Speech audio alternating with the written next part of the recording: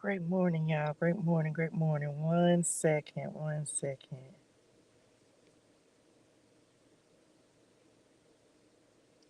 Oh my gosh, I think I got it, y'all. Great morning, great morning, great morning, great people. I hope y'all are doing well and that today is going fantastic for you. I'm actually experimenting, y'all. It is super early in the morning. December 19th is 2:22 a.m. Come on, 2:22. And so I was practicing to see if I was able to get this to live stream, right, on Instagram, which is something that I've been trying to do. And so instead of wasting the time, I'm just going to go ahead and do this morning's Bible clarity and see if um, I'm able to go live on Instagram, y'all. I can't really see anything over there. I was just laying here literally talking to God and was just asking him for a way to help me to do what it is he wants me to do. And so he popped an idea into my spirit. And so I say, well, let me come try it. Come on, 111. So I'm just going to do this morning's Bible clarity since I'm already up and it gives me an opportunity to do that, to see and try and see if this is going to work, if I'm able to make it work. Okay. So, anyway, y'all, right now we are in Genesis chapter 9. Genesis chapter 9. God confirms his covenant. Hold on, let me get my highlighter, y'all. God confirms his covenant. For those of you who don't know or who don't follow me on like YouTube or Facebook. Normally, I do Bible clarity every morning. I release this at 8 a.m. is the time that God has me releasing this. So it's something brand new. He has me starting. And so we started at the beginning of the Bible and now we are on. So this is day 9, of course, because we're on Genesis chapter 9. So we're going to read and see what happens and go from there. Okay. God confirms his covenant. Then God blessed Noah and his sons and told them, be fruitful and multiply, fill the earth, all the animals of the earth, all the birds of the sky, all the small animals that scurry along the ground, and all the fish in the sea will look on you with fear and terror. I have placed them in your power. I have given them to you for food, just as I have given you grain and vegetables, but you must never eat any meat that still has the lifeblood in it. And I will require the blood of anyone who takes another person's life. If a wild animal kills a person, it must die, and anyone who murders a fellow human must die. If anyone takes a human life, that person's life will also be taken by human hands. For God made human beings in his own image. Now be fruitful and multiply and repopulate the earth.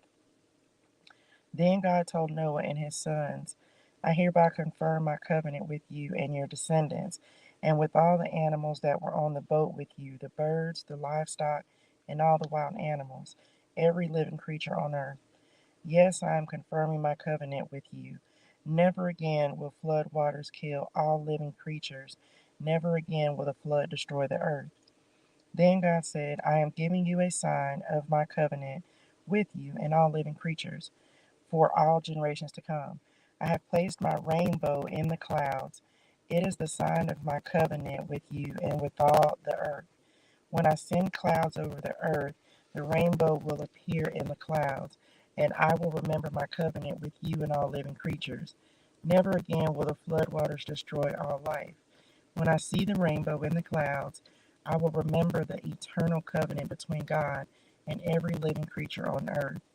Then God said to Noah, yes, this rainbow is the sign of the covenant I am confirming with all the creatures on earth. Noah's sons. The sons of Noah, before I even say that, can we just talk about, a lot of us see rainbows. If you've made a covenant with God or he's made a covenant with you for whatever it is, however he's asked you to serve or however you've given your life over to him, a lot of us see rainbows and it is a reminder, especially for me, it's always a reminder that God is with me and that I'm moving in my purpose and I'm doing what he's asked me to do. And he sends them, y'all. He sends them at times when I'm low, or if I start to doubt or not believe in myself or believe in him, his promises, what he's told me, because he's not a man that he should lie. And so he will send them at very specific times. What's crazy is, even though, yes, I've read this multiple times, the fact that he even said that we're even on Genesis chapter 9, and it's reaffirming the covenant that I have made with the Lord insofar as how I'm going to serve him. Even that, y'all, like, God doesn't make mistakes. He knows exactly what to do and when to do it. And when he makes a promise to you, he's going to keep it, okay? The sons of Noah who came out of the boat with their father, Shem, Ham, and Japheth. Ham is the father of Canaan. From these three sons of Noah came all the people who now populate the earth. After the flood, Noah began to cultivate the ground, and he planted a vineyard. One day he drank some wine he had made, and he became drunk and lay naked inside his tent. Ham, the father of Canaan, saw that his father was naked and went outside and told his brothers. Then Shem and Japheth took a robe, held it over their shoulders, and backed into the tent to cover their father. As they did this, they looked the other way so they would not see him naked. Anytime I read this, y'all, it really, first of all, in Genesis chapter 8, we talked about how God already knew that man was going to sin because it's something that is ingrained in us. So he already knew that we were going to sin, right? But of course, it bears mentioning that Ham is the father of Canaan, right? Canaan being actually the promised land. It was actually the land that God promised to Abraham and all his descendants. Of course, Canaan also being the same land that was overrun with evil and just a lot going on in that land. So I don't, this is some of, you're going to get your own revelation as you read the Bible and spend time with God. You'll get your own revelation about what God wants to point out to you. That I think that's the point of the Bible. Like, yes, we can hear or listen to other people, but God will also deposit his own information and revelation and wisdom and understanding into you, because there's something specific that he's saying to you in the passages that you're reading. That's something that he's continued to teach me and show me as I continue to work with him and learn more about him. So certain things he'll point out, and hopefully that'll be the same for y'all as well. When Noah woke up from his stupor, he learned what Ham, his youngest son, had done. Then he cursed Canaan, the son of Ham. May Canaan be cursed. See, may he be the lowest of servants to his relatives. Then Noah said, May the Lord, the God of Shem, be blessed, and may Canaan be his servant. May God expand the territory of Japheth, and may Japheth share the prosperity of Shem, and may Canaan be his servant. Noah lived another 350 years after the great flood. He lived 950 years, and then he died. And that's it. Um, that's a long time. That's a long time.